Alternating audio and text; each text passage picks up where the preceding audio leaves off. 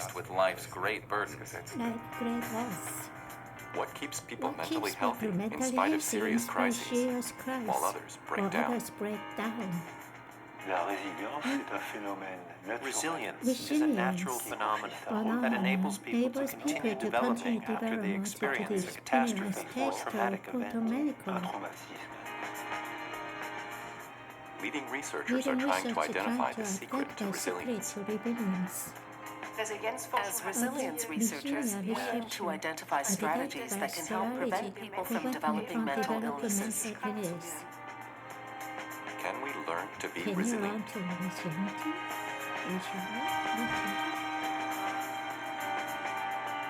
Resilience. What makes the soul strong?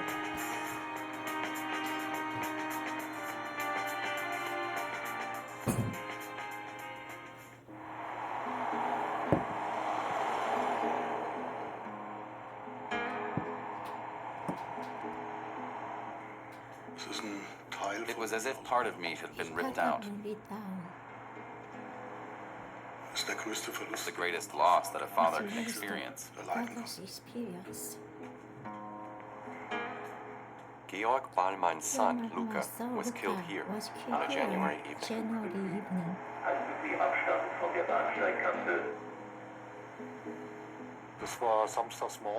Luca's mother, Helen, called me on a Saturday morning just after 7. She just said one thing. Luca is dead. After a birthday party at a club, Luca and his friend Freddie, both 16, got into an argument with another group of teenagers. They tried to calm things down, but the situation escalated and ended with Freddie being pushed in front of an oncoming train. Luca was pulled along with him.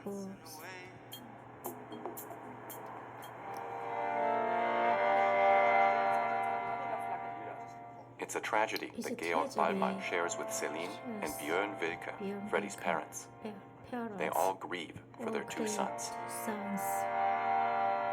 In 2019, the police appeared at the Wilke's door early in the morning.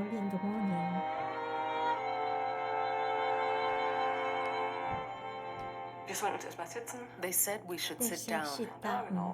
It was the worst sentence of my life. Really, just that one sentence. Your son died last night.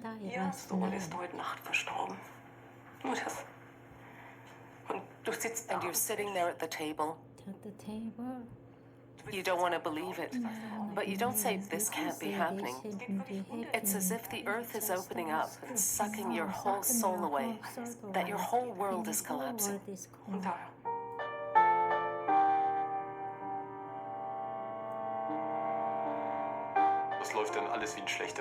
The day plays out like a bad movie, and you don't realize what's happened. You call a few people, and then you're sitting at home. We were lucky that friends came to us very quickly and looked after us.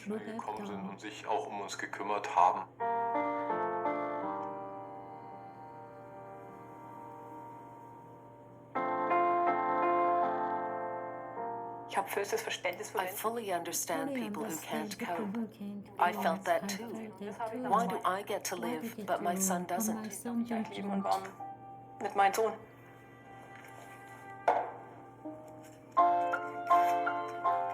The 2 families have an endlessly long and painful road ahead.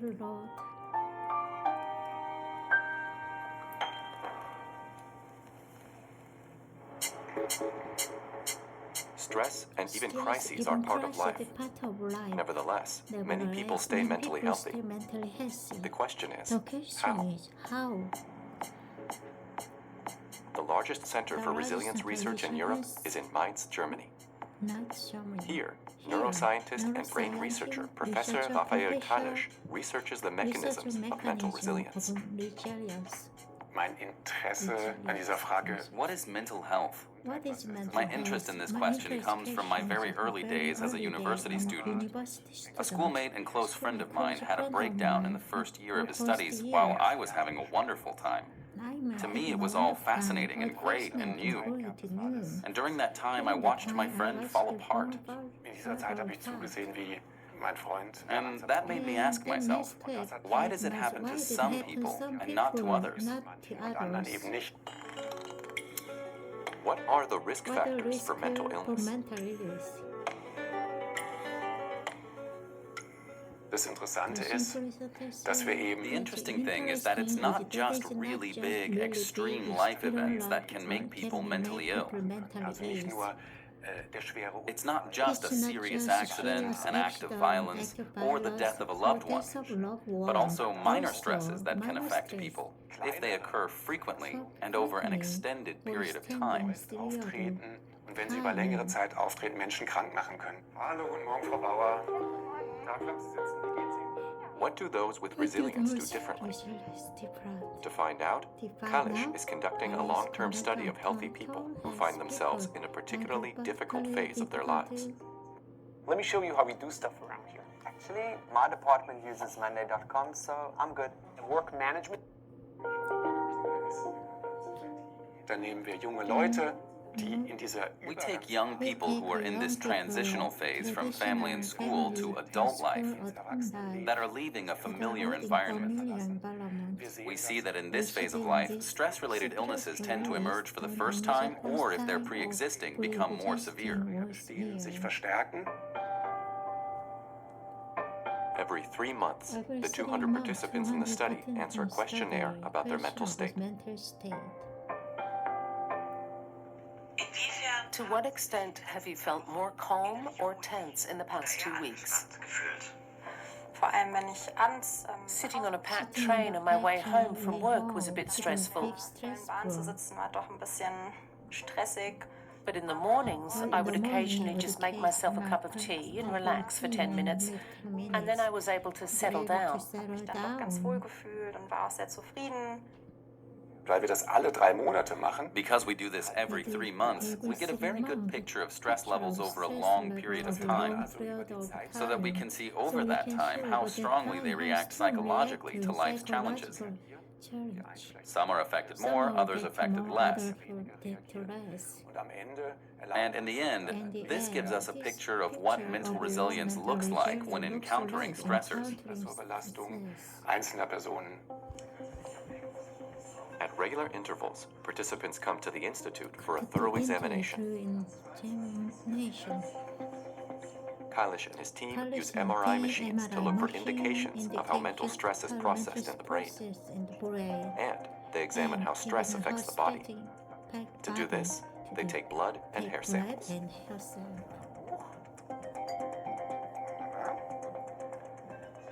Aus den Haaren können We can measure the concentration of the stress hormone cortisol from a hair sample. bestimmen, 1 centimeter of hair typically corresponds to 1 month of hair growth. So the analysis of 1 centimeter, or in this case 3 centimeters, tells us something about the activity of the stress hormone system over the previous 3 months. The results have been logged since the study began in 2016, so there is now a large database of information. und letztendlich wollen wir verstehen, Ultimately, we want to understand what mechanisms people use to stay mentally healthy in the face of adversity. gesund zu bleiben. Und wenn wir diese Mechanismen besser kennen, And once we know these mechanisms better, to utilize or strengthen them, especially in people who do not succeed in doing that. Bewältigungsmöglichkeiten einzusetzen. The study in Mainz is due to be finished soon. Kalish has already identified certain resilience factors, one of which is how positively or negatively the participants themselves assess their stress levels. Es scheint tatsächlich so zu sein, dass es eben There seems to be a connection to optimism and the fact that people believe they can somehow cope, that it will probably work out somehow. schon irgendwie gut gehen, dass That seems to be connected to resilience. So someone who cultivates this kind of positive assessment style or develops it over time is less likely to be affected. eher geschützt ist. So, can we influence how resilient we are? Professor and psychiatrist Marianne Müller is also conducting research at the Resilience Center in Mainz, investigating what makes some people particularly resilient. Für mich ist es ein I think this is promising in terms of better understanding psychiatric illnesses. For many decades, we've had only moderate success in trying to understand how psychiatric illnesses, for example stress-related illnesses such as clinical depression, develop. While psychiatric research focuses primarily on the clinical picture, the science of resilience is more concerned with healthy people. Müller is first exploring the basics. What does resilient behavior even look like?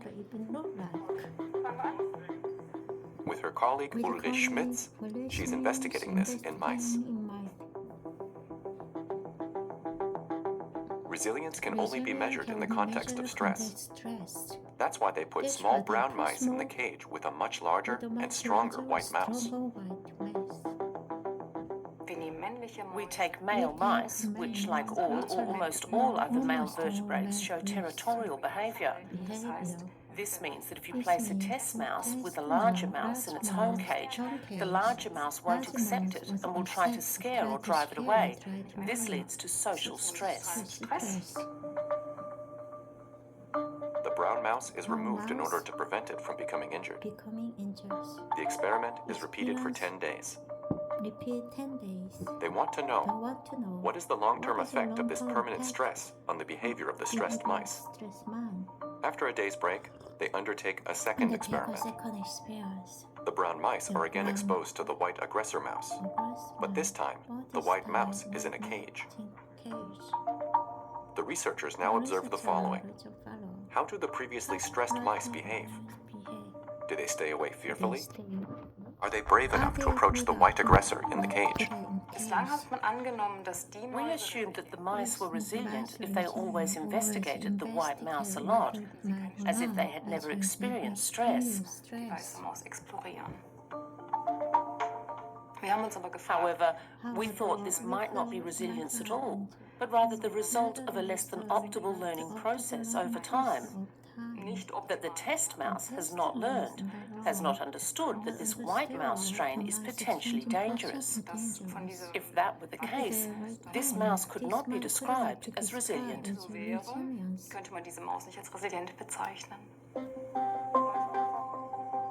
So, is the intrepid mouse perhaps just too dumb? The researchers investigate this question in a third experiment. Here, 2 large mice are placed behind bars in the cage.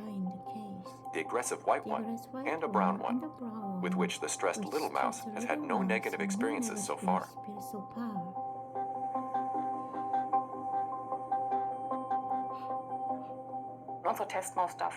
Our test mouse was allowed to freely explore the box, examine and visit the different social partners and interact with them. And we were able to show there are mice that are able to distinguish between the white mouse, which comes from the aggressor strain, and the brown mouse, which is neutral, and with whom it has not had any negative experiences. Is resilient behavior about being able to distinguish between threat and safety? We currently see a resilient mouse as a mouse that examines the brown mouse in a completely normal and unimpressed manner, but keeps its distance from the white mouse because it has learned that the white mouse is a potential threat. We consider this a resilient behavioral phenotype. That means resilient behavior in mice doesn't mean simply bravely confronting every impeding danger, but rather weighing up the situation and adapting behavior accordingly.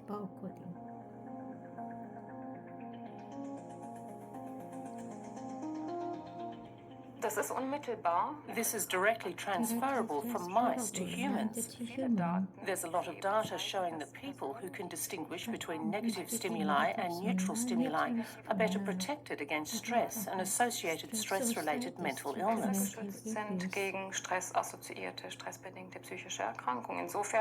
In this respect, we are also quite confident that we can use this model to derive further neurobiological findings.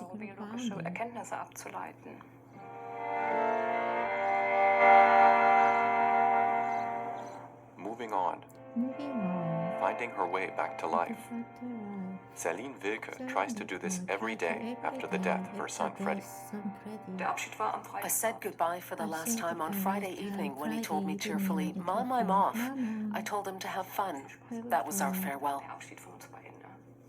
Ich habe auch immer noch sein Bild. I can still see him in that moment. He was in a good mood, looking forward to the evening with his friends. And in retrospect, I'm glad that the last time we saw each other was a really pleasant moment, and that we said goodbye to each other nicely without knowing that we'd never see each other again.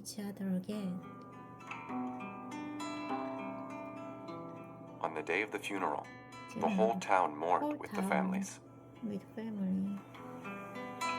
Luca and Freddie are buried together in the same grave.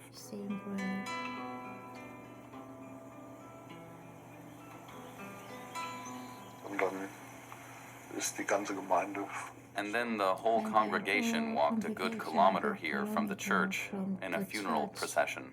geschlossen in einem Trauermarsch.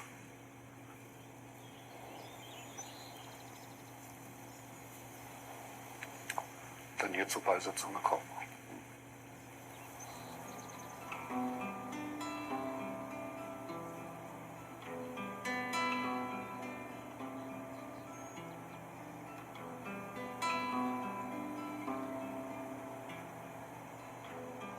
Eigentlich war man wie in so einem It was like being in a trance. Auch die Beerdigung selber. Klar, And the burial itself, of course, you noticed that there were a lot of people there, zieht an einem vorbei. but it passes you by and somehow you don't really have any clear memory of the moment.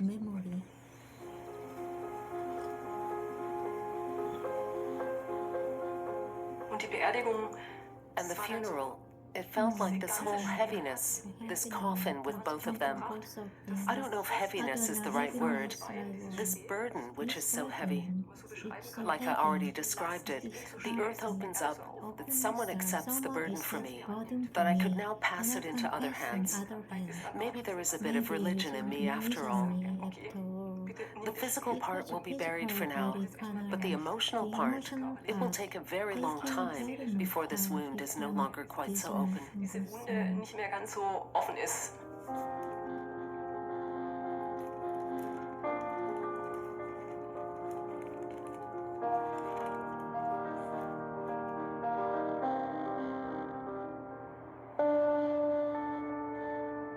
Munich. Here at the Max Planck Institute of Psychiatry, neuroscientist Elisabeth Binder wants to find out, why do some people remain mentally healthy despite severe stress, while others become ill under the same stress? One topic we researched was genetic predisposition. Could it be that certain people are genetically predisposed to react more or less to stress and are therefore more or less at risk of negative effects later on, such as depression or post-traumatic stress disorder?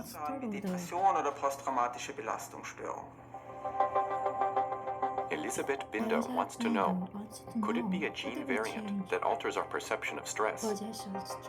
To find out, she is tracking down the hormone cortisol, an important hormone for our metabolism and immune system that's also released when we're under stress. It's regulated by something called the HPA axis.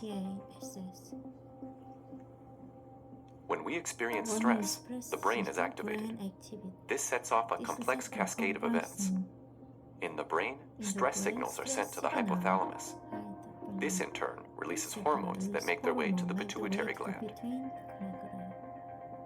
The pituitary gland then releases its hormones to the adrenal cortex, which instructs our bodies to make extra cortisol to deal with the stress. Cortisol allows all the cells in our body to flood with additional energy to aid in the fight or flight response.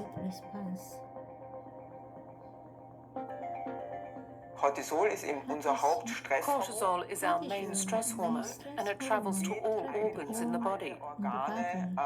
Im Körper. It's very important that we are well prepared for a stressful event. Cortisol binds to receptors in our cells, and that's a good thing, because the receptors then report back to the brain. Thank you, we have enough cortisol bound here now. The stress response is then switched off in the brain, and we calm down again. at least when everything's functioning correctly.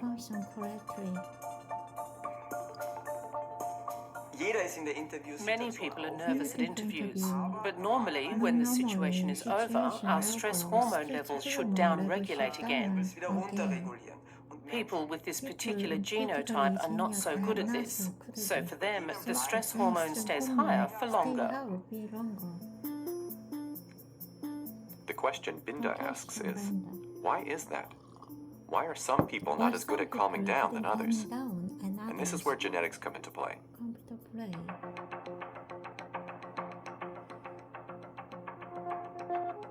One of the genes responsible for our stress regulation is the FKBP5 gene.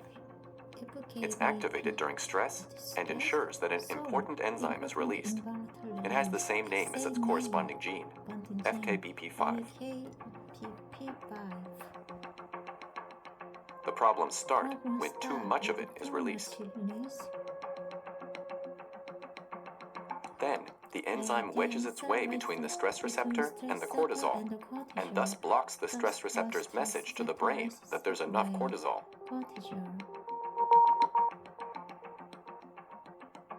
The brain is misinformed. It keeps firing, and we can no longer calm down. We think that stress causes too much of this FKBP5 to be released, and that people simply release too much of the stress hormone even after the slightest stress. And we know that too much of this stress hormone in the long term is bad for many processes, including the brain, which also increases the risk of psychiatric illnesses. The researchers have identified the FKBP5 gene as one of several important causes of our hormonal stress regulation. Variants in this gene could be partly responsible for why we react with more or less stress. The researchers are now looking for a way to block activity directly at the FKBP5 gene. And here at the Institute, this has been investigated in mice that have been given this FKBP5 blocker, whether they are more resilient to stress and are better able to cope with it, to the extent that this can be measured in a mouse. The next step is to develop a drug specifically for people in whom this stress gene variant can be detected in the blood, and who therefore presumably have a higher risk of mental illness. I chose Wix for my business because of its massive scope for functionality and freedom.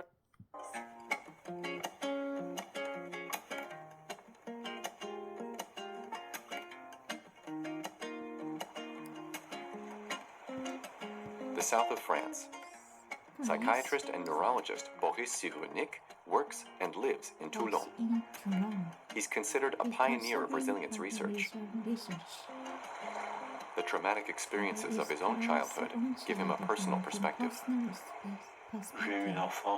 I had a somewhat difficult childhood, which motivated me to go into research because I wanted to understand how we can find our way back into life after war, as I had lost almost my entire family in Auschwitz.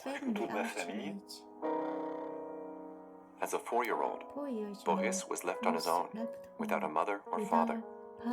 Hidden by foster families, he was eventually arrested and narrowly escaped death. The officers said he should be killed, so I knew they wanted to kill me, and I was all alone. And I heard adults say, he has no family, he is lost to life. When I was a child, I thought, this can't be true. I reject this curse. At the age of 11, Cyrulnik already knew that he wanted to become a psychiatrist. After the war, he studied medicine in Paris. The memory of his loving parents also helped him to forge his own path. I fought to study, even though everyone told me, don't bother studying, you won't make it. Well, I made it. When the trained psychiatrist came across the term resilience for the first time, he found his life purpose.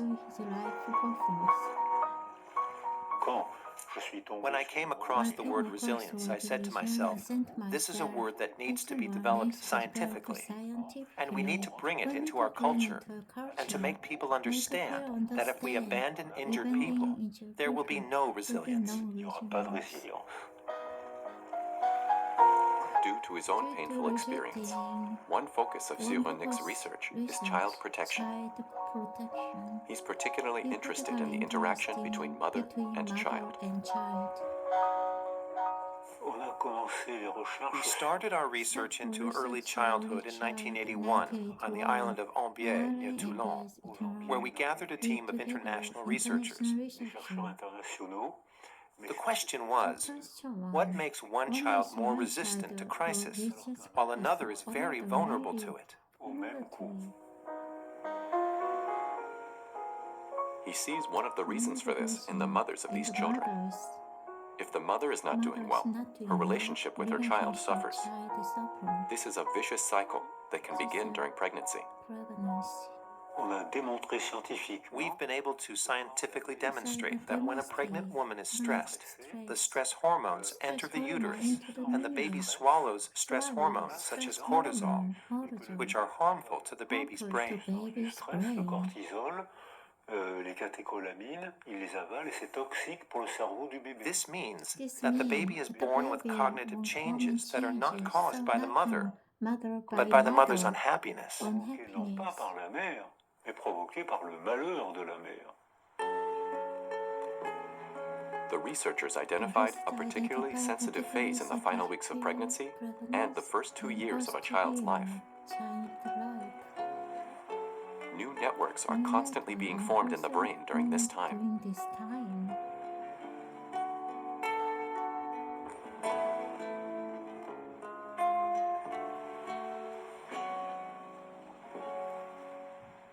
Si y a personne. If nobody does anything, it's a neurological catastrophe. The brain atrophies. But we can intervene. We can intervene gently, very early and easily. And the earlier we intervene, the easier it is to trigger the resilience process. Mais si on But if the child is left very isolated for a long time, the resilience process will be difficult to initiate. difficile à déclencher.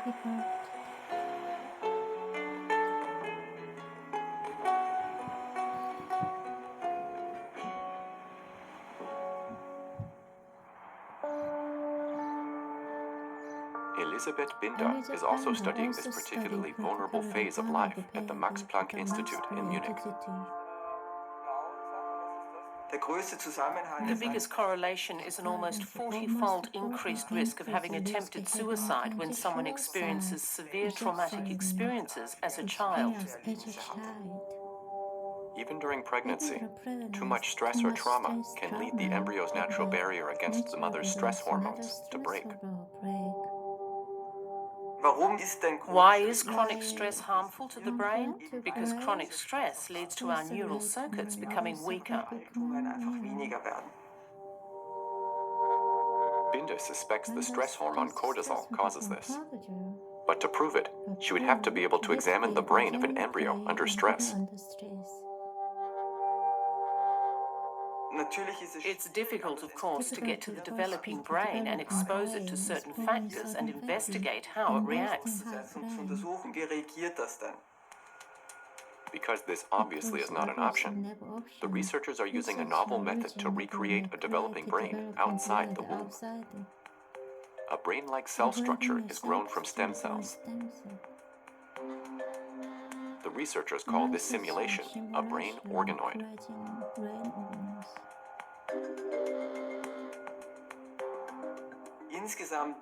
We can only properly model very early brain development. We can't model all cell types in the brain, and we can't model how different brain areas talk to each other, so it's a very simple and limited model, but it's the first time we've been able to do this. How old are these organoids now? These ones are about 40 days old. 40 days old, so that means we could begin. Yes, this would be a good time to start. Once the simulated embryonic brain, the brain organoid, has reached a certain stage of maturation, Binda and her team add synthetically produced cortisol. The effects of the hormone on the development of the brain cells are then investigated.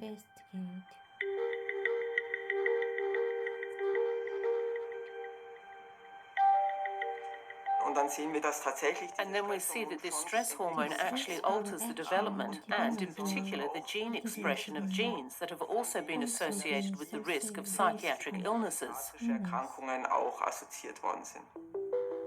There's no doubt about it.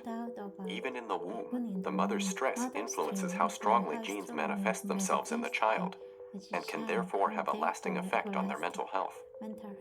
A finding that could have real-life implications. It's also important to screen for psychiatric symptoms during pregnancy. Some clinics already screen for depression and treat the mother in good time. There are now many studies experimenting with using therapy during pregnancy to possibly mitigate risk.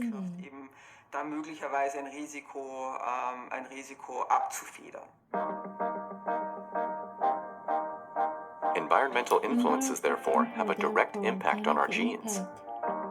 Scientist and psychiatrist Katharina Domschke in Freiburg is investigating exactly what this looks like.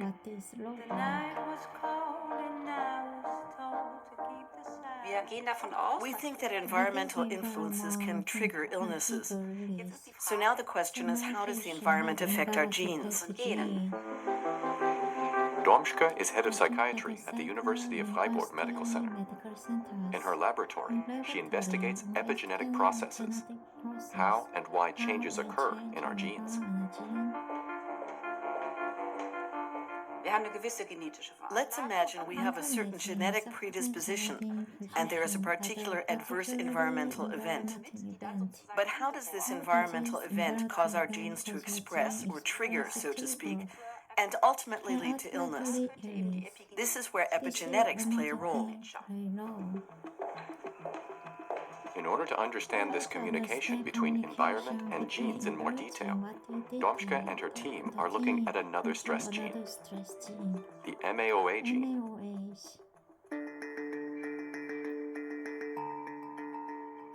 It provides instructions to make an enzyme, also called MAOA, monoamine oxidase A.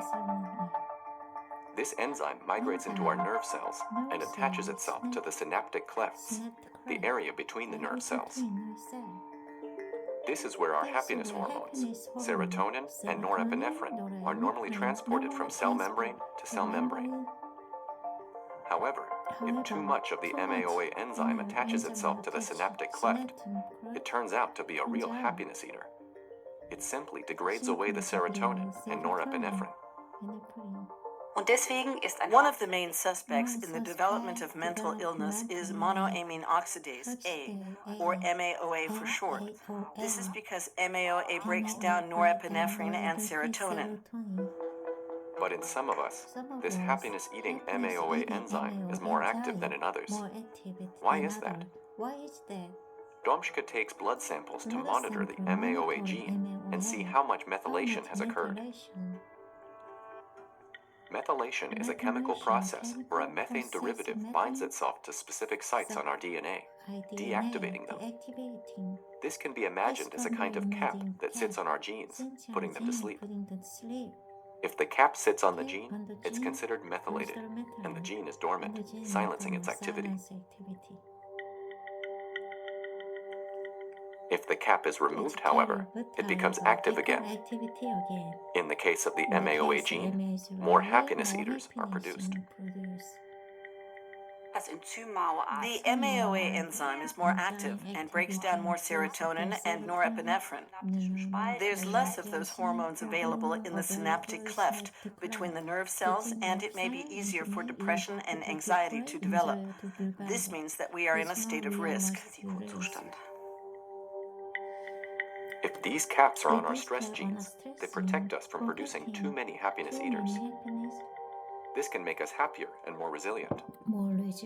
But that doesn't always happen for everyone.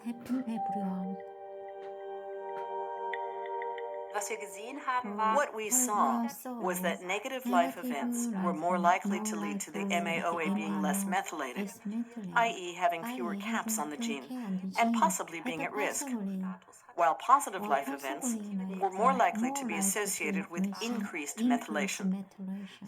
So that means the caps were more likely to be on the MAOA gene, possibly indicating resilience. Positive environmental influences and experiences can affect how our genes are expressed. Domschke's next question is, can this also be demonstrated in successful use of therapy? We've known for a long time that psychotherapy works. Psychotherapy is one of the most effective treatments for anxiety disorders. What we don't yet know is how it works in detail. And based on our research findings, one possible mechanism could be working at the cell nucleus level.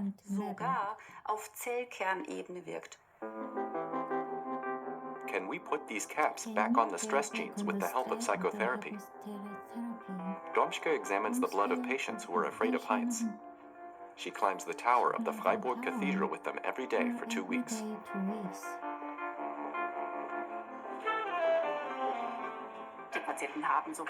The patients did what we call exposure exercises, where they exposed themselves to their fear of heights. So they went up the tower, had to look down, and after the therapy, we took blood samples again. And what we saw was that in patients with a successful response to psychotherapy, MAOA methylation had returned to the level of the healthy control subjects. Domschke also obtained the same result in a study on psychotherapy. The number of test subjects is still too small to make a definitive statement, but the initial results are promising. So, there are stress gene variants that we bring into the world with us, and yet we can have a major influence on our resilience if we manage to shape our environment consciously and well.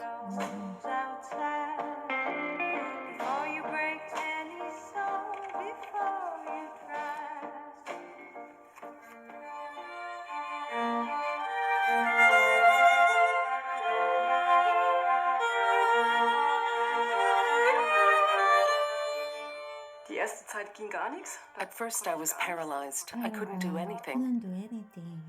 The will to keep going was gone. You're no longer capable of anything. That was at the beginning, and then things got better. Music was like a prayer, a meditation, a connection that helped me tremendously.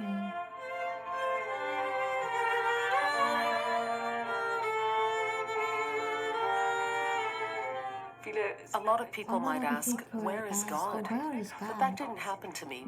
For me, music was my religion, and my family and friends. That was what saved me during that time.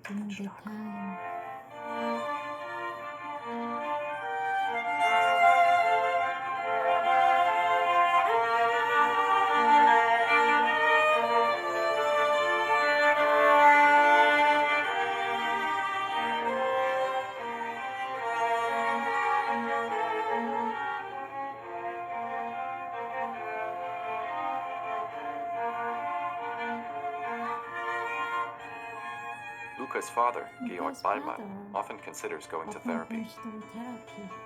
The fact that his son had to die, the senselessness of it, almost brings him to despair. When you think about the trivial reason that led to this terrible end, you just don't understand. It's so meaningless. When the game's been fought, Georg Ballmann wants to do something about that meaninglessness. And that's why we very quickly had the idea of setting up a foundation to turn this meaninglessness into something meaningful.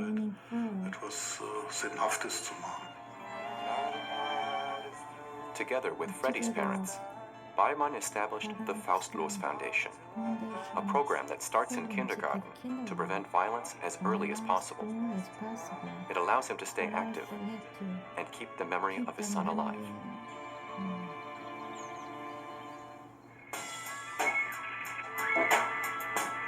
At the Mainz Resilience Center, psychologist Michelle Wesser focuses her research on very practical help for people in crisis situations.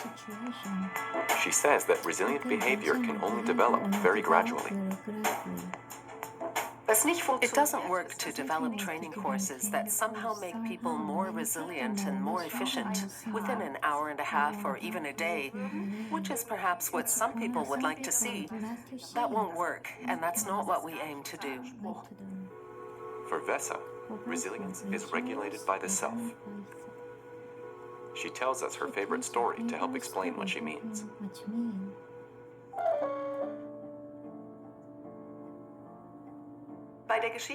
The story of the elephant in chains by Jorge Bucay is about a very small elephant, a newborn, being chained to a small wooden peg in a circus. The baby elephant keeps trying to break free from the chain, but to no avail. But it eventually grew bigger and stronger. In fact, it could have broken free long ago.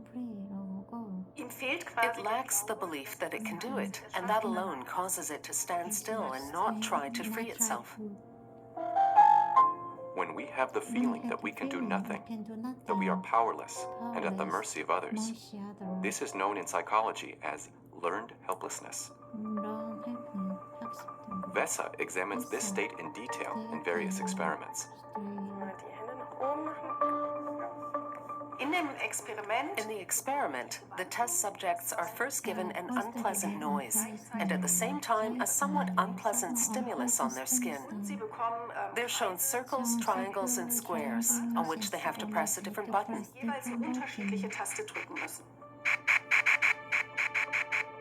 If the participants press the right button, they can stop the unpleasant noises. This applies to one group. In a second group, however, pressing the right button sometimes causes the noises to stop, but sometimes it doesn't.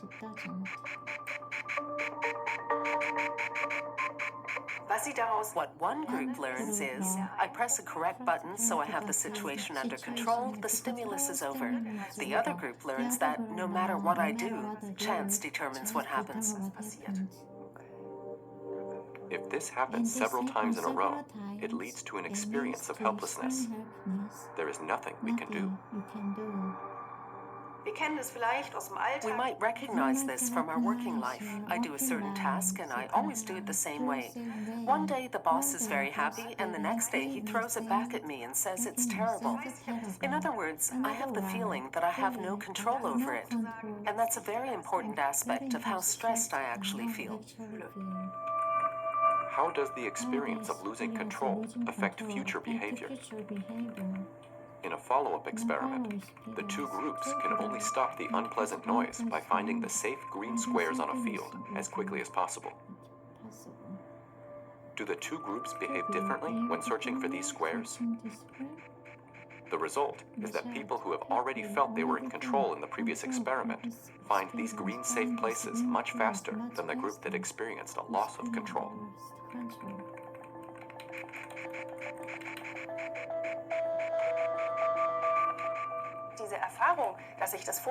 This experience that I've never been able to do this before also leads to passivity, and something like the story with the elephant. That I just give up, I submit to my fate, and so I move further and further into the cycle of helplessness and passivity.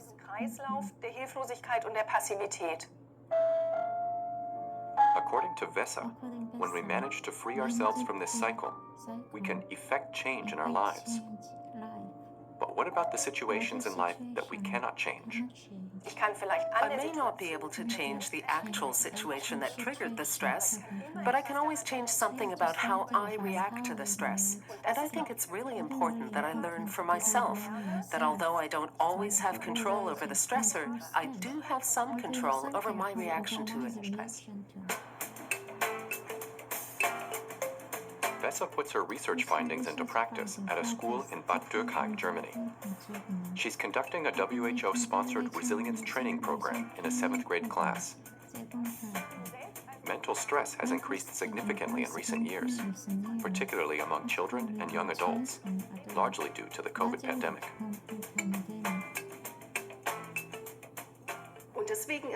For me, it's important that we give them strategies at an early stage that they can use themselves to protect their mental health. She works with the students on how they can free themselves from a stressful spiral of negative thoughts and feelings. First, she asks the question, what happens when we are convinced that we will fail at something? Your thoughts influence your actions. If you think you can't do it, then it may well be that you really can't do it. So you would then say, yes, I can't do it anyway, so I won't even try. If negative thoughts lead to bad results, shouldn't the reverse also be possible?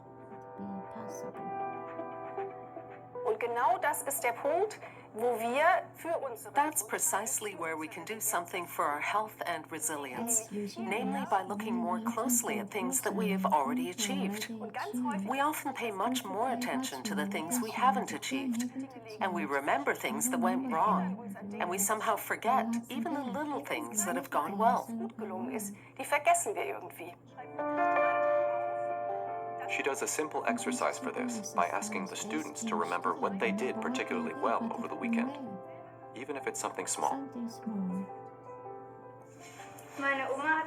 It was my grandma's birthday last weekend and I baked her a cake.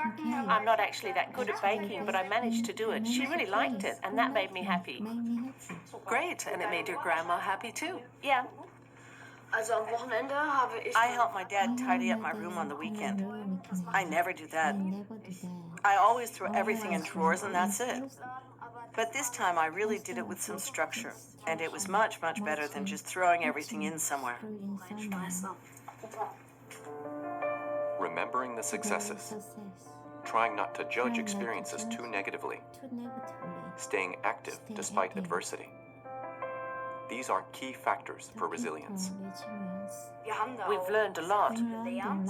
I understand the term now and know more about the topic of resilience.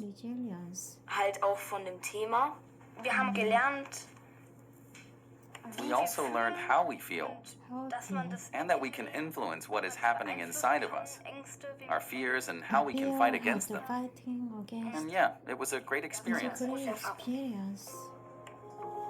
We can equip ourselves mentally at an early age to cope better with crises later on, which we all will experience in one form or another. But to what extent does being resilient also mean social pressure to self-optimize, to be ready to perform at all times? Resilience simply means finding ways to deal with stress. And that doesn't mean that you should try to cope with as much stress as possible, but that you should perhaps recognize for yourself, well, if I have 10 appointments a day, that's too much. I'd rather try to have fewer appointments, or I will plan time to relax to compensate. And that increases overall resilience to be able to cope better with the various factors in life.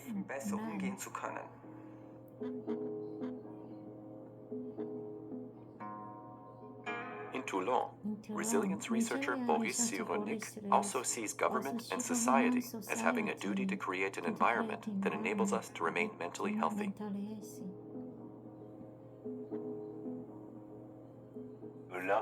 Resilience is genetic, biological, emotional, and political because it's politicians who are going to make the decisions to keep pregnant women safe, to create jobs in early childhood care. These are all political decisions. In 2019, the French government launched a nationwide program based on Cyrulnik's work. Very happy to welcome you here and to launch this mission for children's first 1,000 days. Cette commission pour les 1000 premiers jours de l'enfant, comme elle est intitulée. And I'd like to thank Boris Cyrulnik, since this work is based on his reflections. Justement de ce travail. Je crois qu'on en a parlé la première. The first 1,000 days is the name of the government program. Under the leadership of Cyrulnik, projects are financed nationwide in maternity wards and kindergartens to better protect children and soon-to-be parents.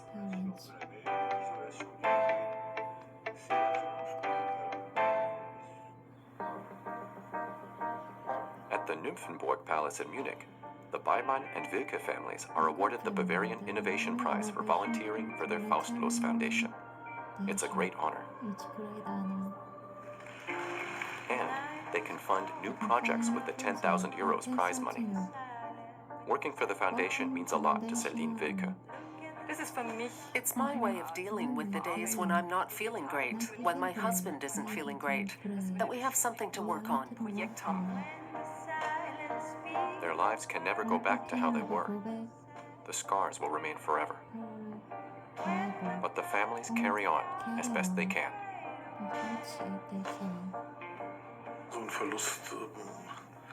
A loss like that puts a lot into perspective.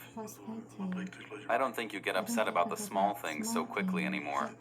You enjoy the moment more because you know how quickly moments can change, how situations can change. You move through life with much more awareness. This is my song, and no one can take it away. It's been so long. Resilience is not a state of being, but rather a continuous process. Our psyche is a complex mix of environmental influences, genes, and our own ability to act. Resilience is not about happiness.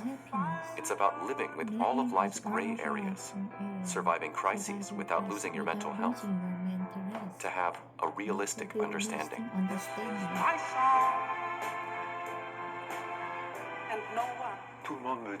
Everyone told me it's not even worth trying. I tried anyway, but that doesn't mean everything went like I wanted. Like everyone else, my resilience is never perfect, never 100%. I managed to achieve a lot in spite of everything, but I haven't solved everything. And I think that can be said of you, of me, of everyone. And I wonder if you know what it means to laugh as tears.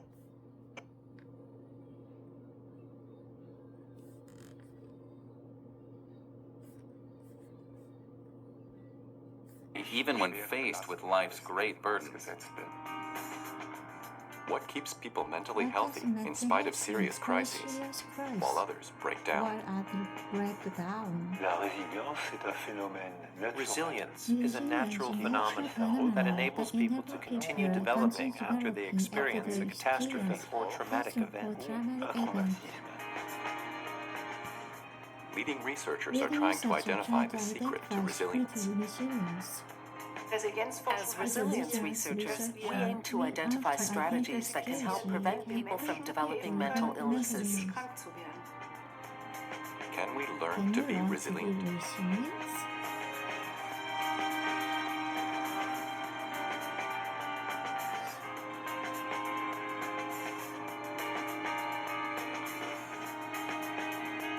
Unless the soul's home.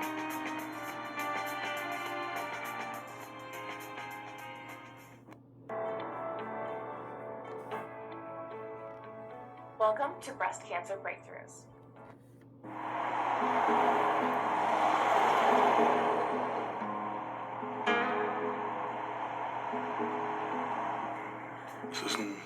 It was as if part of me had been ripped out.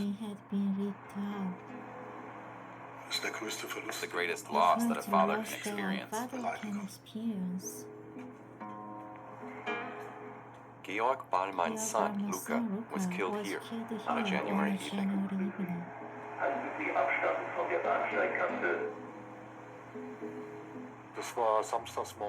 Luca's mother, Helen, called me on a Saturday morning, just after 7. She just said one thing. Luca is dead.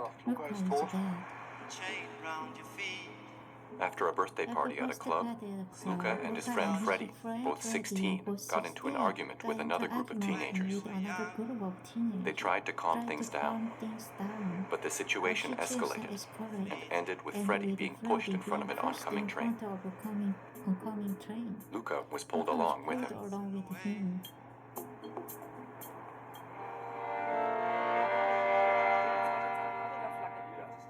It's a tragedy that Georg Ballmann shares with Celine and Björn Wilke, Freddie's parents. They all grieve for their two sons. In 2019, the police appeared at the Wilke's door early in the morning.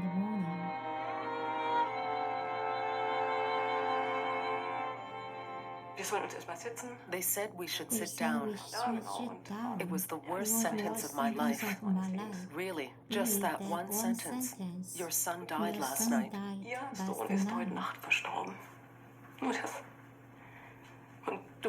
you're sitting there at the table. You don't want to believe it, but you don't say this can't be happening. It's as if the earth is opening up and sucking your whole soul away, that your whole world is collapsing.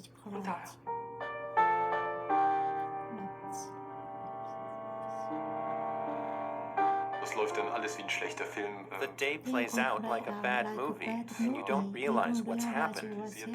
You call a few people, and then you're sitting at home. We were lucky that friends came to us very quickly and looked after us.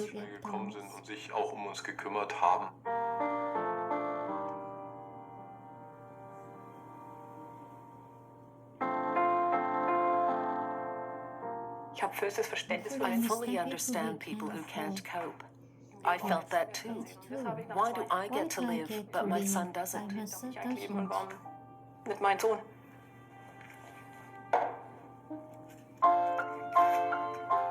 The two families have an endlessly long and painful road ahead.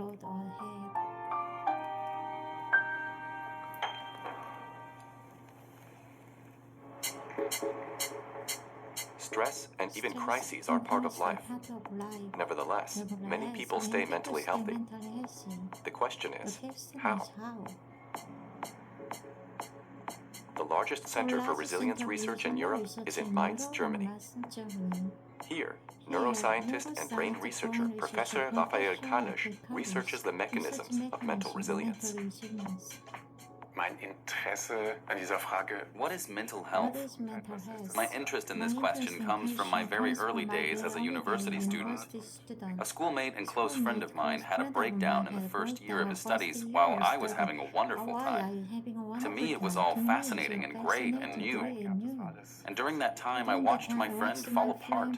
In dieser Zeit habe ich zugesehen, wie mein Freund. And that made me ask myself, why does it happen to some people and not to others?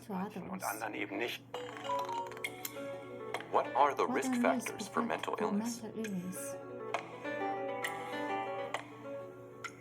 Das Interessante ist, dass wir eben. The interesting thing is that it's not just really big, extreme life events that can make people mentally ill. Also nicht nur It's not just a serious accident, an act of violence, or the death of a loved one, but also minor stresses that can affect people if they occur frequently and over an extended period of time. Auftreten und wenn sie über längere Zeit auftreten, Menschen krank machen können. Hallo, guten Morgen, Frau Bauer. Da bleiben Sie sitzen, wie geht's Ihnen? What do those with resilience do differently? To find out, Kalisch is conducting a long-term study of healthy people who find themselves in a particularly difficult phase of their lives. Dann nehmen wir junge Leute, die in dieser We take young people who are in this transitional phase from family and school to adult life that are leaving a familiar environment. We see that in this phase of life, stress-related illnesses tend to emerge for the first time, or if they're pre-existing, become more severe. sich verstärken. Every 3 months, the 200 participants in the study answer a questionnaire about their mental state. To what extent have you felt more calm or tense in the past 2 weeks? Sitting on a packed train on my way home from work was a bit stressful. But in the mornings, I would occasionally just make myself a cup of tea and relax for 10 minutes, and then I was able to settle down. Weil wir das alle 3 Monate machen. Because we do this every 3 months, we get a very good picture of stress levels over a long period of time, so that we can see over that time how strongly they react psychologically to life's challenges. Some are affected more, others affected less. And in the end, this gives us a picture of what mental resilience looks like when encountering stressors. At regular intervals, participants come to the Institute for a thorough examination. Kailash and his team use MRI machines to look for indications of how mental stress is processed in the brain. And they examine how stress affects the body. To do this, they take blood and hair samples.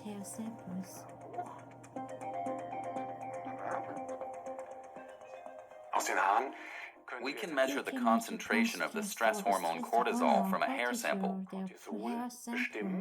1 centimeter of hair typically corresponds to 1 month of hair growth.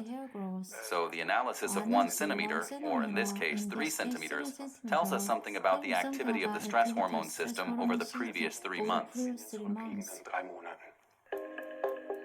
The results have been logged since the study began in 2016, so there is now a large database of information. Ultimately, we want to understand what mechanisms people use to stay mentally healthy in the face of adversity.